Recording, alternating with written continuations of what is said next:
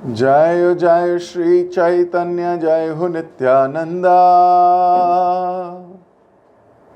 जय अद्वैत चंद्र जय गौर भक्त वृंदा। जय जय श्री चैतन्य जय हो नित्यानंदा। जय अद्वैत चंद्र जय गौर भक्त वृंदा। जय जय श्री चैतन्य जय हो नित्यानंदा। जय अद्वैत चंद्र जय गौर भक्त वृंदा। हरे कृष्ण। आप सभी प्रेमी भक्तों का बहुत बहुत हार्दिक स्वागत, अभिनंदन।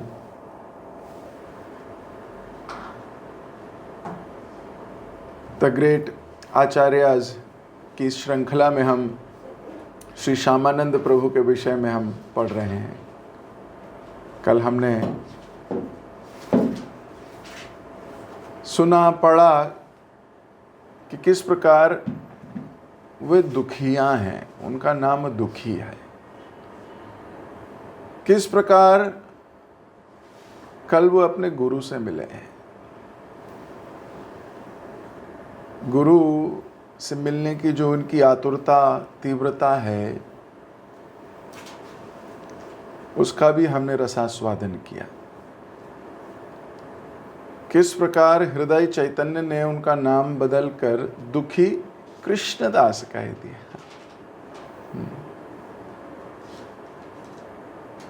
क्या इनका भाव है, क्या भंगिमा है, बहुत सुंदर।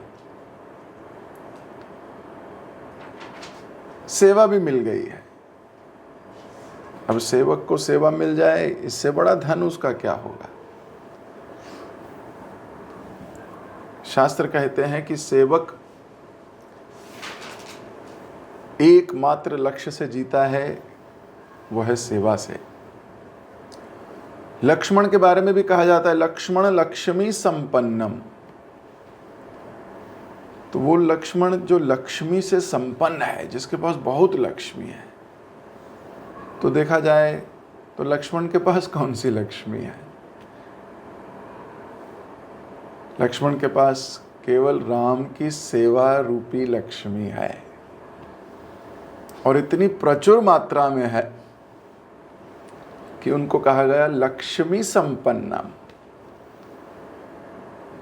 तो एक भक्त के पास ये सेवा ही है जो उसका एकमात्र धन है। इसलिए सेवा को बहुत तीव्रता से करना चाहिए, रिस्पॉन्सिबिलिटी से करना चाहिए। जो सेवा मिले आतुर होना चाहिए उसके लिए।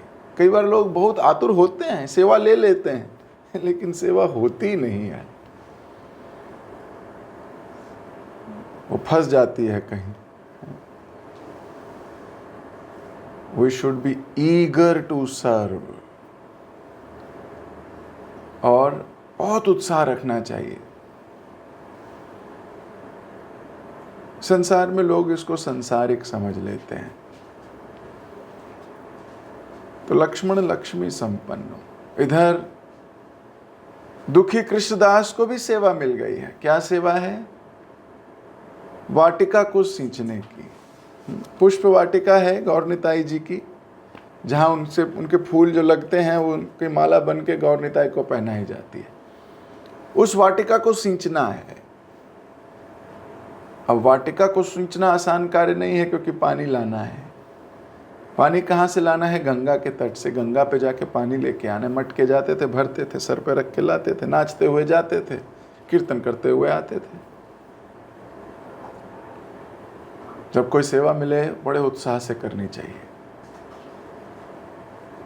दिन में इतने चक्कर लगते थे पर वे थकते नहीं थे। गुरु आज्ञा पालन करने का आवेश इतना है।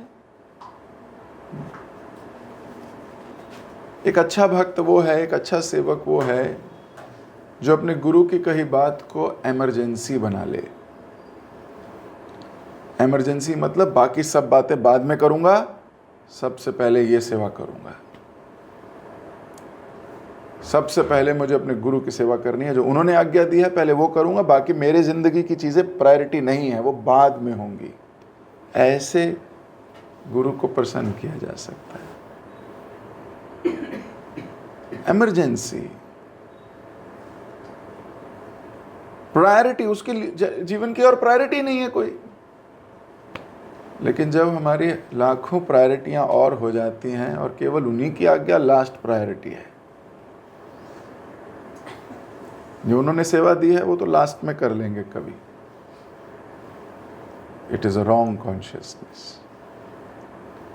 एकदम से सतर्क होना चाहिए, नहीं नहीं नहीं नहीं नहीं, we should do this first, बाकी सब बाद में। That is quality of a good devotee. तो यहां गुरु आज्ञा पालन के आवेश में तो शरीर का ध्यान नहीं, निद्रा का ध्यान नहीं, आहार का ध्यान नहीं, भूल गए सब कुछ। इसीलिए ये भक्त इतने श्रेष्ठ श्रेणी में आते हैं। आज्ञा पालन अपने शरीर भी बाद में है, खाऊंगा भी बाद में। आप मिले हो ऐसे भक्तों से?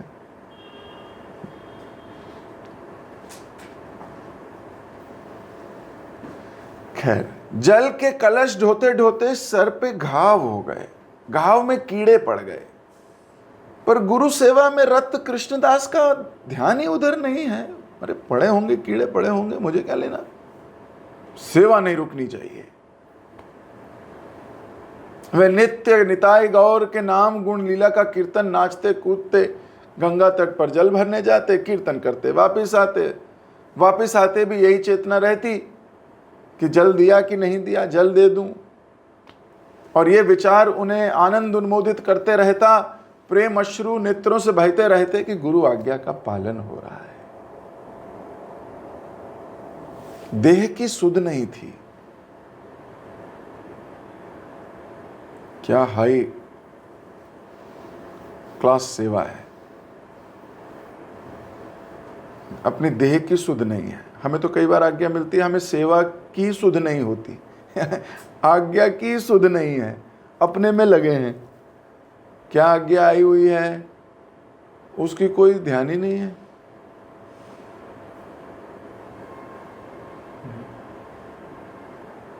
एक दिन गुरुदेव ने सर में घाव देखकर पूछा, ये तुम्हारे मस्तिष्क में क्या हो गया है? कृष्णदास ने प्रश्न को टालते हुए कहा, कुछ नहीं, विशेष कुछ नहीं है गुरुदेव, इतना ध्यान ना दीजिए, और वहां से सरक गए। हृदय चैतन्य समझ गए कि जल ढोने के कारण घाव हो गया है। वे स्नेह की दृष्टि से उन्हें देखते रह गए। जब गुरु देखता है कि उनके लिए शिष्य कष्ट ले रहे हैं, हृदय में स्नेह भर जाता है उनके लिए। जब गुरु देखते हैं कि शिष्य कष्ट ले रहे हैं, अपनी चीज हटा रहे हैं, सैक्रिफाइस कर रहे हैं और बता भी नहीं रहे हैं, सेवा नहीं रुकनी चाहिए, तो गुरु का हृदय स्नेह से भर जाता है ऐसे शिष्य के लिए। वो क्या ही ना कर दें। लेकिन जब गुरु देखते हैं कि आज्ञा हुई है लेकिन सुग्रीव की भांति भूल गए हैं और मजे करने में लग गए हैं, जैसे सुग्रीव भगवान राम को आज्ञा देकर कि मैं ढूंढूंगा सीता, और 4 महीने तक रंगरलियां मौज मस्ती करता रहा। फिर लक्ष्मण को जाना पड़ता है, गुरु को जाना पड़ता है डांट लगाने के लिए। भूल गया, व्हाट इज दिस हैपनिंग, क्रोध करना पड़ता है। फिर जीवात्मा सही कॉन्शियसनेस में होती है तो क्षमा मांगती है, ओ सॉरी सॉरी सॉरी, लेट जाती है चरणों में। अहंकार आत्मा ना तो क्षमा मांगती है, बोलते हो गया कोई बात नहीं।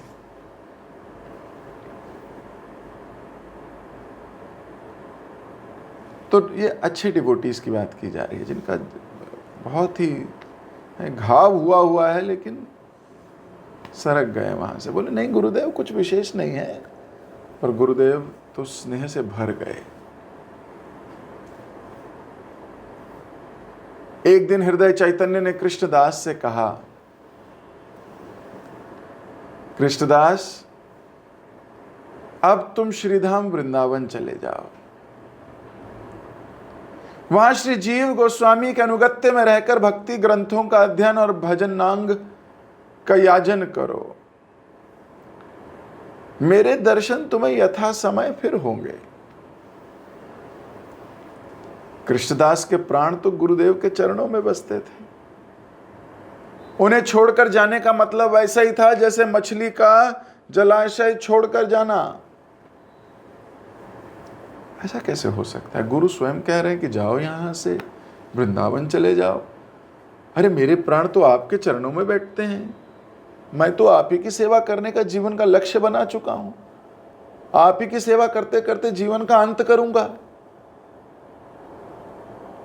लेकिन गुरुदेव की आज्ञा का उल्लंघन करना भी उनके लिए संभव नहीं था। जाना तो उन्हें था ही। ये गुरु इतनी टाइट आज्ञा क्यों दे देते हैं? ऐसी आज्ञा जीव छटपटा उठे, जहां प्राण बसते हो प्राणों को ही खींच लो।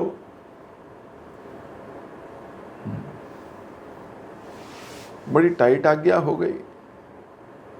लेकिन आज्ञा का उल्लंघन करना तो संभव ही नहीं है एक नैतिक शिष्य के लिए। गौर निताई के सम्मुख जाकर उन्होंने कहा, गुरुदेव की आज्ञा से वृंदावन जा रहा हूं। आप दोनों की सेवा से वंचित हो रहा हूं।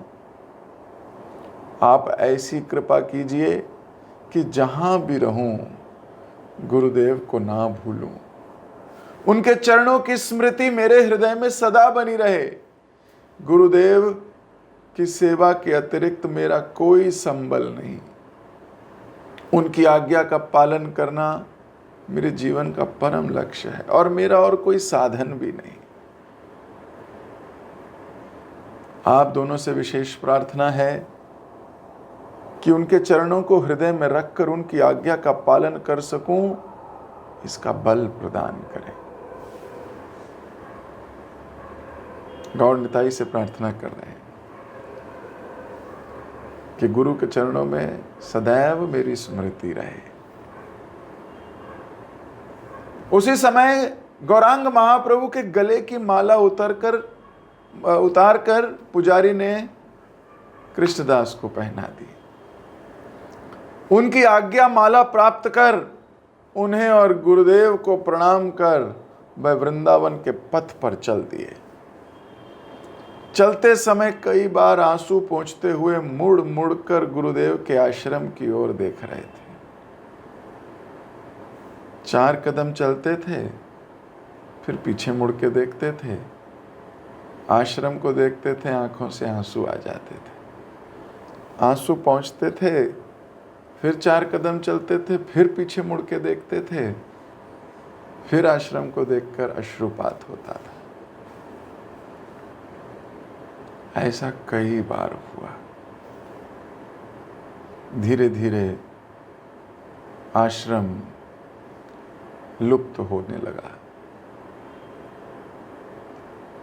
प्राण छटपट करने लगे कि ना जाने अब गुरुदेव के चरण दर्शन कब होंगे,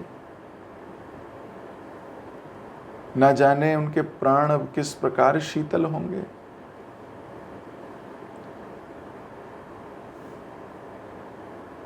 आज्ञा पालन करने की दृढ़ता ने उनको आगे बढ़ने दिया। चलते चलते कृष्णदास मार्ग में बहुत से तीर्थों का दर्शन करते हुए ब्रजमंडल पहुंच गए। ब्रजमंडल पहुंचकर वह पहले राधा कुंड गए रघुनाथ दास गोस्वामी के दर्शन करने। राधा कुंड के दर्शन कर वे प्रेम विद्वल हो गए। अश्रु, कंप आदि सात्विक भावों ने ऐसा आघेरा कि अपने वेश में ही ना रहे। हे राधे, हे प्राणेश्वरी, हे स्वामिनी, चीख चीख कर रोने लगे। उसी समय दास गोस्वामी के अनुगत एक ब्रजवासी ने उन्हें देखकर समझ लिया कि ये कोई विशेष कृपा पात्र व्यक्ति है, क्योंकि गौर कृपा के बिना ऐसी उन्मत्तता होना संभव नहीं है। वे उन्हें दास गोस्वामी के पास ले गए। दास गोस्वामी को देखकर कृष्णदास उनके चरणों में गिर गए। उन्हें देखते ही नेत्रों से शत शत अश्रुधार बहने लगी। दास गोस्वामी ने परिचय पूछा तो उन्होंने कहा, मैं गौरीदास पंडित के शिष्य हृदय चैतन्य प्रभु का दास हूं। परिचय पाते ही रघुनाथ दास गोस्वामी ने कहा, आओ बापू, निकट आओ, इतनी निकट आ जाओ कि मैं तुम्हें अपने हृदय में ही रख लूं।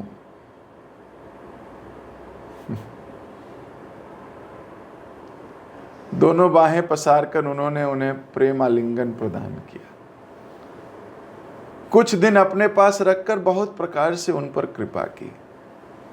अंत में श्री जीव गोस्वामी के पास वृंदावन जाकर रहने की आज्ञा दी। तब वे वृंदावन चले गए। जीव गोस्वामी तो अपने किसी विशेष उद्देश्य की सिद्धि के लिए पहले ही उनकी बाट देख रहे थे। उन्होंने भी उनके ऊपर अपनी स्नेह की वृष्टि की। उन्हें अपने निकट रख शास्त्र अध्ययन कराया, भजन की शिक्षा दी। वृंदावन आने पर कृष्णदास की प्रथम बार श्री निवास आचार्य और नरोत्तम ठाकुर से भी भेंट हुई। गौड़ीय वैष्णवों की ये मान्यता के अनुसार है कि श्रीनिवास आचार्य प्रभु श्रीमन महाप्रभु के, नरोत्तम ठाकुर नित्यानंद प्रभु के आवेश अवतार हैं। उसी प्रकार श्यामानंद भी अद्वैत प्रभु के आवेश अवतार हैं। तीन प्रभुओं के तीन आवेश अवतार के वृंदावन में मिलन से गौर लीला का दूसरा अध्याय का सूत्रपात हुआ। तीनों ने पहले ब्रजमंडल में घूम घूम कर गौर लीला, अभिनय, गौर गुण कीर्तन आदि के माध्यम से गौर प्रेम, कृष्ण प्रेम की गंगा बहाई और फिर पूर्व के देशों में। ये तीनों जब मिलकर श्रीमन महाप्रभु की लीला प्रसंग में रत होते तो बाहरी ज्ञान तो खो बैठते थे। प्रेम पयोधी में तैरते तैरते दिन रात परम आनंद पूर्वक व्यतीत कर देते थे। कभी वे गोवर्धन की गुफाओं में जाकर एकांत भजन में कुछ दिन व्यतीत कराते, कभी राधा कुंड जाकर रघुनाथ दास गोस्वामी और कृष्णदास कविराज गोस्वामी के साथ कथा प्रसंग का सुख ले आते, कभी गौर निताई रूप सनातन आदि की याद में रोते रोते आंसुओं की झड़ी लगा देते। बार बार विधाता को कोसते कि हमें उस समय जन्म क्यों नहीं दिया जब हम उनके संग और कुछ सेवा सुख का उपभोग कर कृतार्थ हो सकते।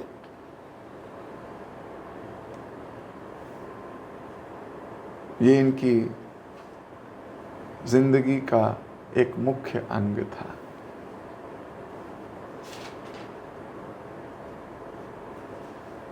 कृष्णदास का नाम श्यामानंद कैसे पड़ा, इसका भी बड़ा मनोरम वृतांत है, बड़ा सुंदर वृतांत है।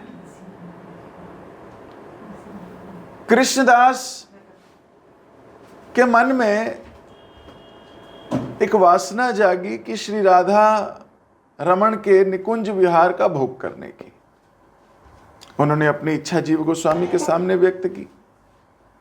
जीव गोस्वामी ने उन्हें मानसी सेवा में, निशांत लीला में, निधु वन में राधा दासी के रूप में झाड़ू सेवा करने का आदेश दे दिया। वे नित्य शेष रात्रि में निधि वन में झाड़ू सेवा करने लगे, मानसिक।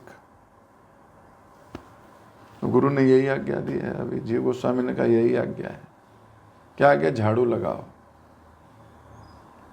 वो भी किस में? मानसी रूप में, मानसिक रूप में। हमें तो फिजिकल रूप में मिले तो हम कहते हैं ओह इतना पढ़ा लिखा व्यक्ति हूं मैं, मुझे झाड़ू लगवाओगे। मूर्ख बुद्धि ये नहीं सोचती कि पढ़ा लिखा तो तू शरीर से है और सेवा तो आत्मा की है। सेवा का असर आत्मा पे जाएगा। शारीरिक दृष्टिकोण से आत्मा की सेवा कैसे करोगे? देहात्म बुद्धि से अध्यात्म बुद्धि की सेवा कैसे करोगे? ये तो गुरु की आज्ञा पालन करने से ही होता है। बस आज्ञा आई है झाड़ू लगाने की, वो भी मन में। अब कोई बोल सकता है अरे मन में तो बड़ी सेवा दे देते। अगर मन में ही करनी है, मानसिक ही करनी है, तो मानसिक ही बड़ी सेवा करने देते। लेकिन ये विचार नहीं होता अच्छे सेवकों का। ये विचार नहीं होता अच्छे सेवकों का। वो तो नाचने लगते हैं कोई भी सेवा मिले। झाड़ू लगाते लगाते वे कभी नृत्य करने लगते, कभी विरह में रोने लगते। कई दिन बीत गए इसी प्रकार। बड़ी सावधानी से गुरु आज्ञा पालन किया करते थे। बड़ी सावधानी से झाड़ू लगाया करते थे। एक दिन राधा रानी की कृपा से सहसा ही उनका ध्यान आकर्षित हुआ निधुवन में पड़े एक नुपुर की ओर, जो अपने अलौकिक प्रकाश से निधुवन को आलोकित कर रहा था। देखते ही उन्हें लगा कि वह प्रकाश उनके हृदय प्रांगण में प्रवेश कर रहा है, उन्हें आनंद उन्मोदित कर रहा है। वह झेल ना सके उस आनंद की लहर को, मूर्छित होकर पृथ्वी पर गिर पड़े। चेतना आने पर उन्होंने नुपुर को उठाकर मस्तक पर लगा लिया। नुपुर को मस्तक से लगाते उनके शरीर में अश्रु, कंप, पुलक, दंभ आदि सात्विक भावों का उदय हो गया। उनकी संवित शक्ति उनके स्पर्श से जाग गई। उन्होंने समझ लिया कि ये राधा रानी के चरणों का नुपुर है। तभी तो स्पर्श मात्र से सात्विक भाव उदय हो गए हैं।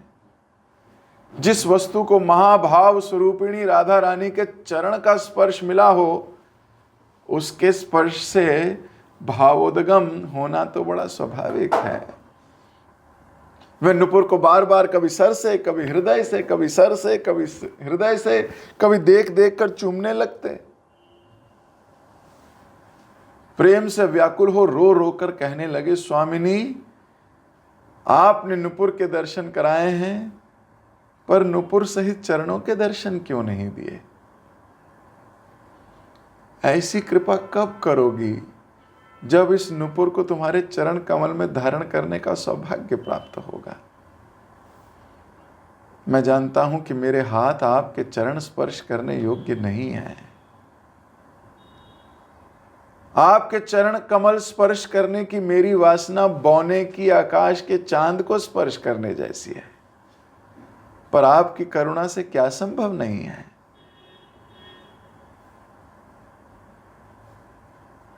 क्या आपके चरणों के सानिध्य में आते ही, उनकी छटा लगते ही मेरे हाथ इस योग्य ना हो जाएंगे कि उन्हें स्पर्श कर सकें और उस स्पर्श कर हृदय से लगा सकें?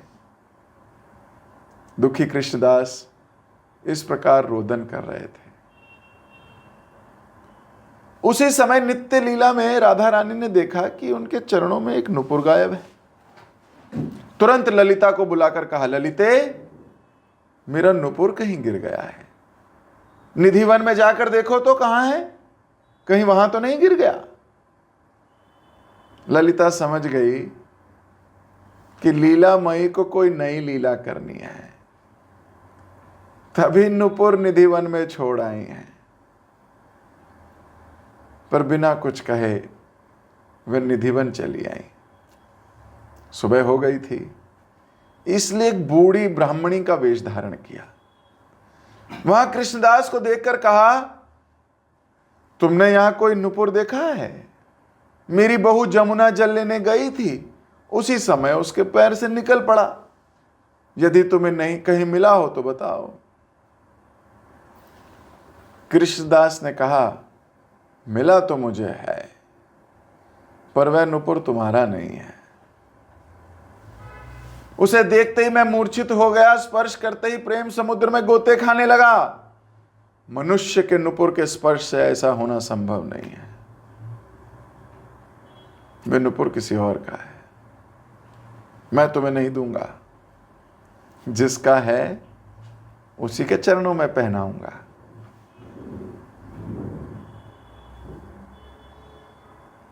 वृद्ध रूपिणी ललिता ने उसी वक्त कहा, तुमने ठीक जाना है, ये नुपुर किसी साधारण मनुष्य का नहीं है, राधा रानी का है। तुम बड़े भाग्यशाली हो जो तुम्हें मिला है। तुम्हारे ऊपर राधा रानी की कृपा है, तभी तुम्हें मिला है। उनकी कृपा के बिना उनके नुपुर का स्पर्श छोड़ उसकी हवा भी किसी को नहीं लगती। क्योंकि राधा रानी तुमसे प्रसन्न है, इसलिए मैं भी तुमसे प्रसन्न हूं। बताओ क्या वर दूं? वर द्वारा तुम्हारी वांछा पूरी करके नुपुर ले जाऊंगी और राधा रानी को दे दूंगी। कृष्णदास ने सोचा कि वृद्धा वर मांगने को कह रही है और नुपुर ले जाकर राधा रानी को दे देगी।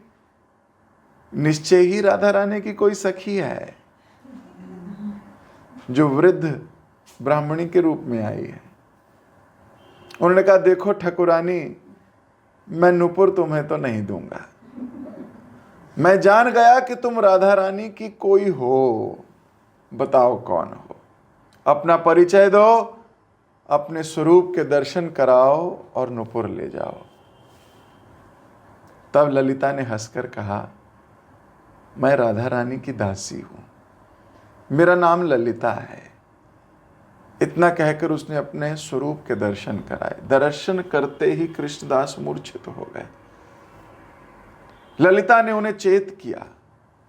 चेतना आते ही उन्होंने प्रणाम किया। प्रेम अश्रुओं से उनके नेत्रों से झरझर कर बहने लगे।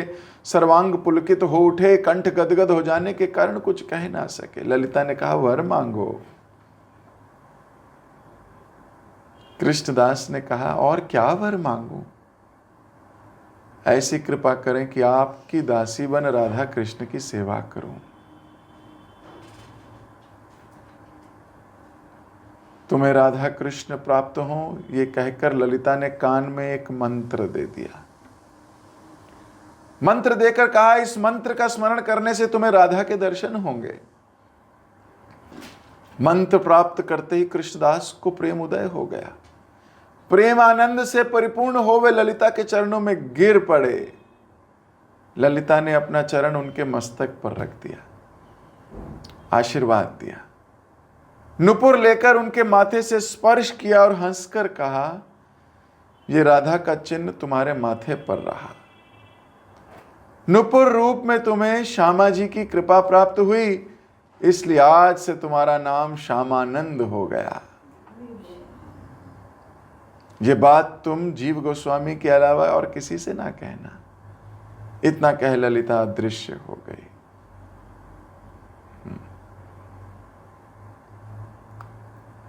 ललिता के स्पर्श से श्री श्यामानंद का शरीर भी तेजोमय कंचन वर्ण का हो गया।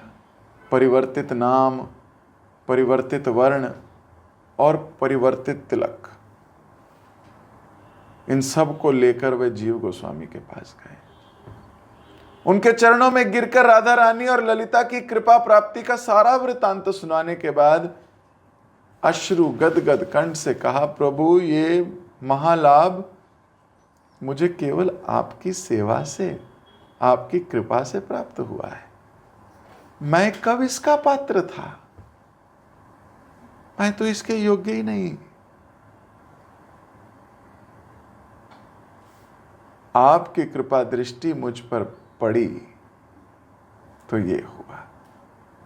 अब मेरे जीवन की यही अभिलाषा है कि आप अपनी कृपा से मुझे कभी दूर ना करें।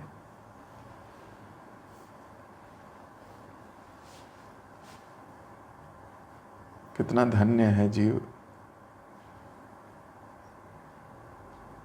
कई बार अगर वो कुछ करता है तो उसको सोचने लगता है, ये तो मैंने किया, मेरी योग्यता से मुझे ये सेवा मिली है। योग्यता से सेवा नहीं मिलती, कृपा से सेवा मिलती है।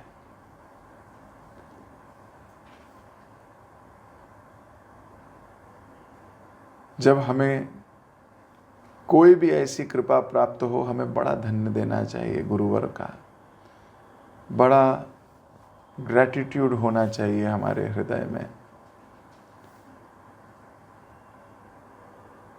जिसके हृदय में ग्रैटिट्यूड नहीं है, the one who is not grateful, he is a great fool. The one who is not grateful is a great fool। तो जीव को बहुत ग्रेटफुल होना चाहिए। हमारे शास्त्र बताते हैं 7 चीजें मनुष्य में होनी जरूरी है। पहला है ध्यान, ध्यान। दूसरा सकारात्मकता, पॉजिटिविटी, पॉजिटिव सोच। तीसरा है उत्साह, एंथुजियाज्म, कार्य को करने के लिए उत्साह, सेवा को करने के लिए उत्साह। चौथी है दृढ़ता, डिटर्मिनेशन, दृढ़ व्रति, दृढ़ता। पांचवा निस्वार्थ, अपने लिए नहीं, निस्वार्थ, अपना कोई स्वार्थ नहीं। और छठा है कृतज्ञता, ग्रैटिट्यूड। जिसमें ग्रैटिट्यूड नहीं है वो सूखी लकड़ी है, कभी भी जल जाएगी। और 7वीं चीज है जिज्ञासा, क्यूरोसिटी। ये 7 चीजें मनुष्य में होनी ही चाहिए। ध्यान, सकारात्मकता, उत्साह, दृढ़ता, निस्वार्थ, उसके बाद कृतज्ञता और जिज्ञासा।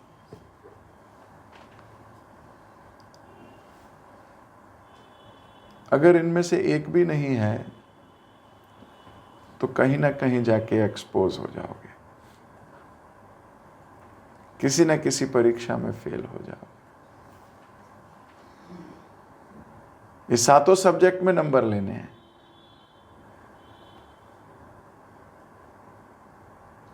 तो ग्रैटिट्यूड, श्यामानंद प्रभु आके जीव गोस्वामी के प्रति बहुत ग्रैटिट्यूड प्रेजेंट कर रहे हैं। जीव गोस्वामी ने श्यामानंद को प्रेम से आलिंगन कर लिया। अब जब गुरु देखते हैं ना कि शिष्य के हृदय में ग्रैटिट्यूड है, कई बार भक्त बोल भी नहीं पाते। मैं देखता हूं कई बार कुछ करो तो वो थैंक यू भी नहीं निकलता मुंह से कईयों के, तो इतने अनग्रेटफुल। लेकिन भक्त का कार्य है बिना किसी एक्सपेक्टेशन के सेवा करते रहना। We should be thankful for every small thing and grateful। ये आपको बहुत सुंदर बना देता है, सच्ची बात है। You become so beautiful when you have a grateful heart and you are expressing your gratefulness। आलिंगन किया श्यामानंद प्रभु का जीव गोस्वामी ने। ऐसी विनम्रता लानी चाहिए। आप चाहते हो संबंध ऐसे गहरे हों, प्रेममय हों, तो हमारे शास्त्र जी के दिखा रहे हैं। ये आचार्यगण लिख नहीं रहे हैं, करके दिखा रहे हैं।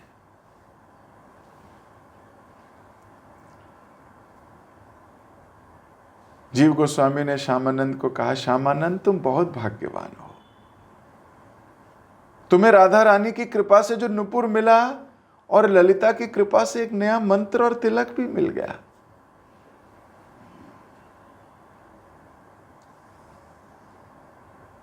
जीव गोस्वामी ने आलिंगन कर लिया, पर श्यामानंद के तिलक को लेकर वैष्णव समाज में विवाद उठ खड़ा हुआ।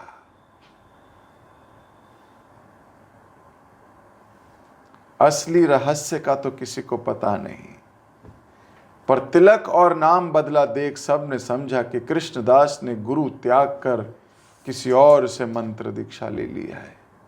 तभी तो नाम भी बदल गया और तिलक भी बदल गया। गुरु त्यागी कहकर लोग उनकी निंदा करने लगे। तब उन्होंने तिलक मिटाने की बहुत चेष्टा की, पर वह जितना उसे रगड़ते वह उतना और उज्जवल होने लगता।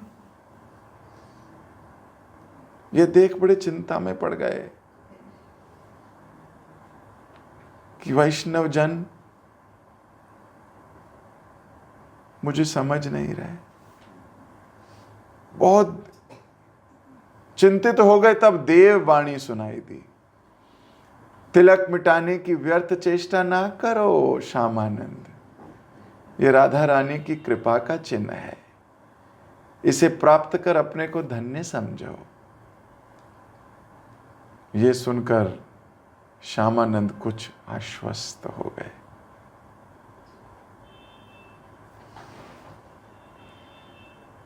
आगे क्या हुआ? क्या वैष्णव समाज ने उन्हें त्याग दिया? क्या कोई नई परंपरा शुरू हो गई है? इसके बारे में हम कल चर्चा करेंगे।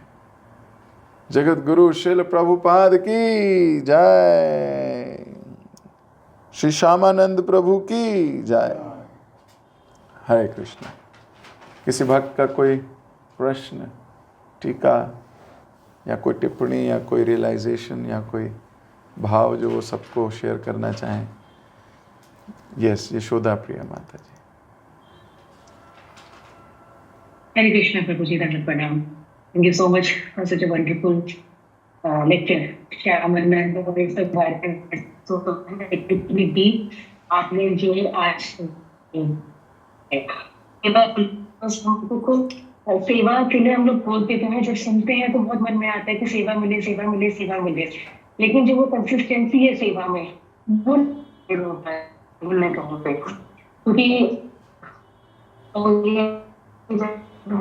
एक ये कंसिस्टेंसी और पहले भी मैंने शेयर किया था कि सेवा keeping point in mind and like सेवा के लिए उत्साह डेली वैसा ही रहे जैसा फर्स्ट डे था, वो फेड ना हो डे बाय डे। और बस मतलब अभी तो मैं इतना ज्यादा उस चीज में डीपली घुस चुकी हूँ कि I really don't know how to express, but I try कि whatever seva I get at least मैं उसको काइंडली और कंसिस्टेंटली करूँ, कंफर्ट जोन में ना रह के, but to come out of that comfort zone and then doing something. Thank you so much Prabhuji, Hare Krishna हरे प्रणाम। Very nice. Do it timely. That is your learning. Very nice. Tanishq प्रभु। हरे कृष्ण प्रभु जी, दंडवत प्रणाम।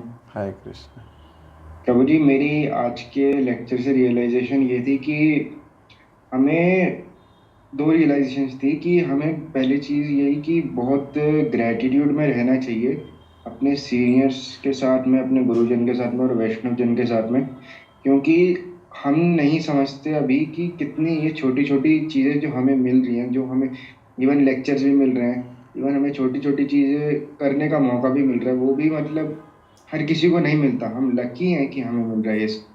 तो we should be grateful for even the smallest things we are getting by this, मतलब वैष्णव जन के साथ में, गुरुजन के साथ में।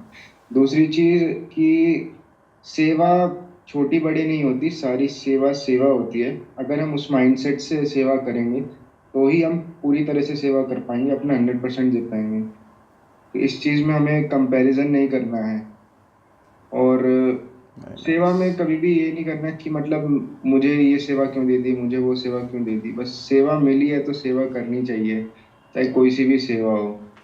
और जैसे कृष्णदास मतलब श्यामानंद दास जी हैं, उन्होंने भजन कीर्तन करते हुए अपनी सेवा करी एकदम पॉजिटिव एटीट्यूड के साथ में, और जो अपने साथ बातें बताई, तो हमें भी वो अपने अंदर लाना चाहिए कि हम वैसे ही सेवा करें।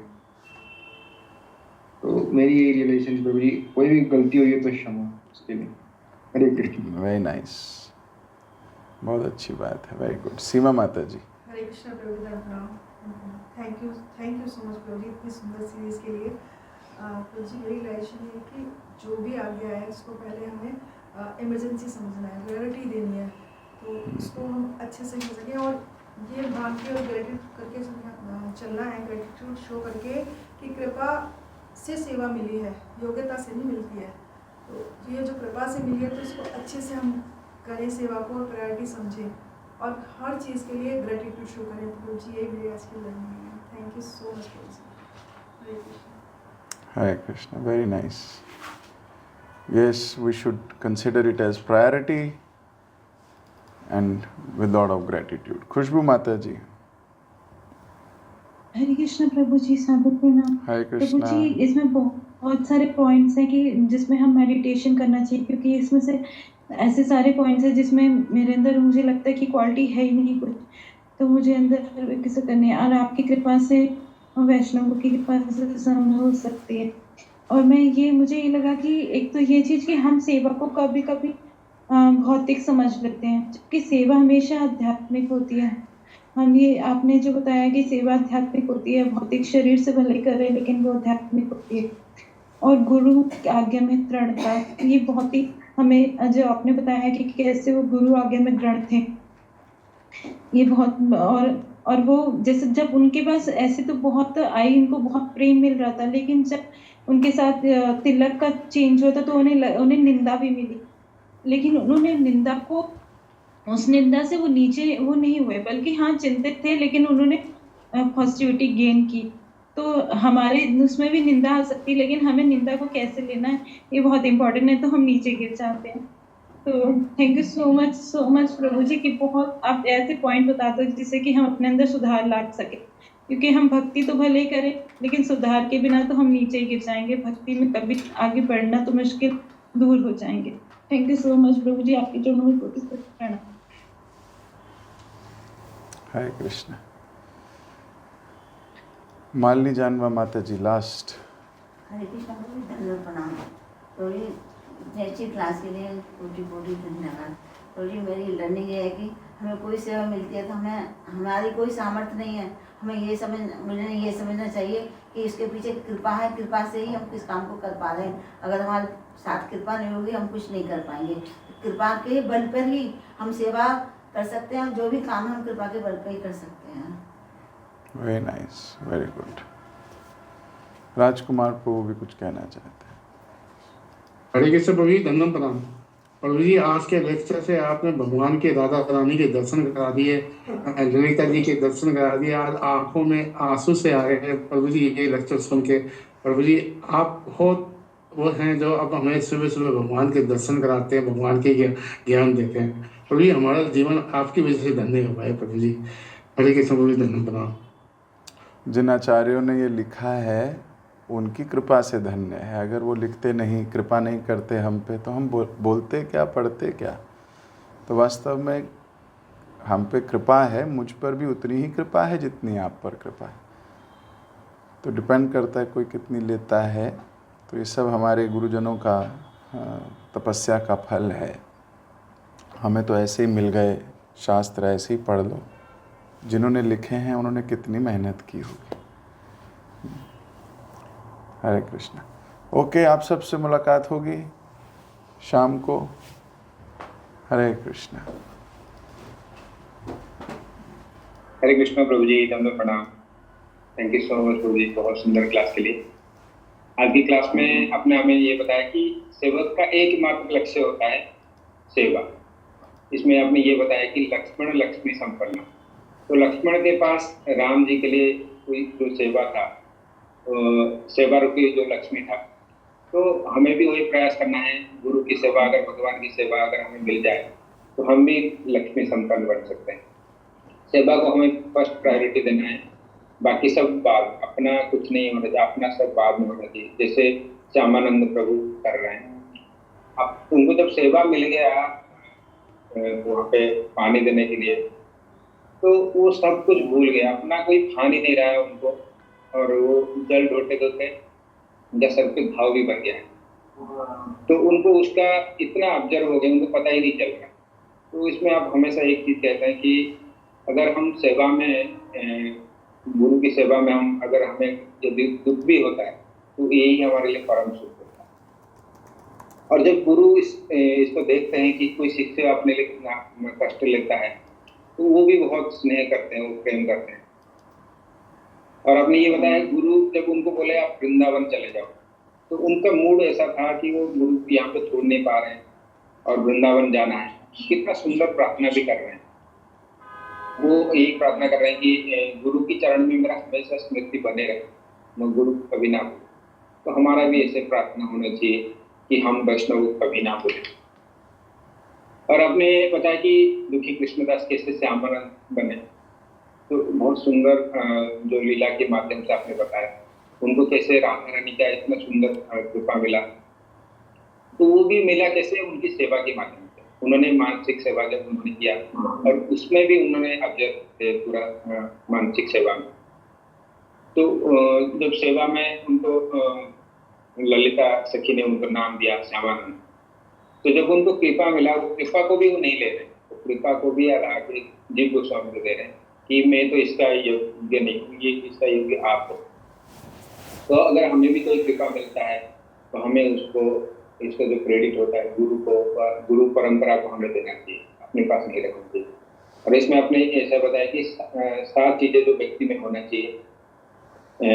तो अगर ये 7 चीज अगर हमारे अंदर नहीं होगा तो कभी कोई परीक्षा होगी तो हम ये फेल हो जाएंगे। तो श्यामानंद प्रभु के पास सारे क्वालिटी थे, ये निस्वार्थ भी थे, कृतज्ञता भी उनमें भरा हुआ था। और उनमें सारे क्वालिटी थे। Thank you so much Prabhu जी, बहुत सुंदर क्लास के लिए। सभी भक्तों के धन्यवाद इतने प्रेम पूर्वक श्रवण करने के लिए। हम प्रभु जी का धन्यवाद करेंगे। Hare Krishna Hare Krishna Hare Krishna Krishna Krishna Hare Hare, Hare Ram Hare Ram Ram Ram. Thank you so much Prabhu.